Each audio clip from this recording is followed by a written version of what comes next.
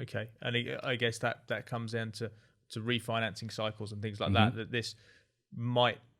this adjustment probably is overdue, but still might take a while to materialize. Yeah, that's kind of what I'm thinking. I think people are still very much used to the lax monetary policy of the Fed, and there's always the kind of thing, buy the rumor, sell the fact.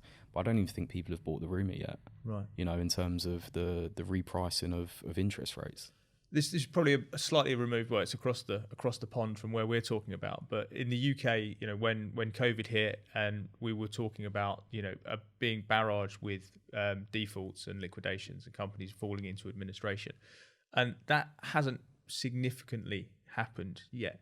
Do you think we've ridden the storm, or is it again something that's a ticking time bomb and is going to materialise at some point in the future when credit conditions change?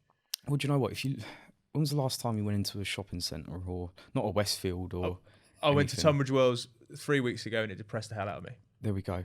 Yeah, it was horrific. That's literally what I thought as well. I went down to Centre Court in Wimbledon and Kingston. What's the one in Kingston? Can't remember.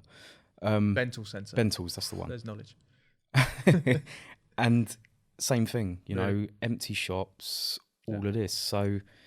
I think that might have some kind of, what's the word, relationship as well to commercial property and what that's signifying for businesses. How stretched are business margins that they just have either, shut up shop and can't come back necessarily. Yeah. And what happens then? I think that's sometimes you have to kind of step away from the data and just look at what's going on around you. If all of these brick and mortar shops are shutting down, what does that mean? It clearly means that money's not going into them, or things are too expensive for them.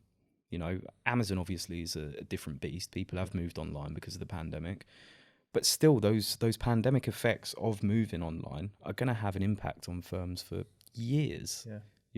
And they're still relatively supported now, or coming to the end of the support that they've had. Yeah.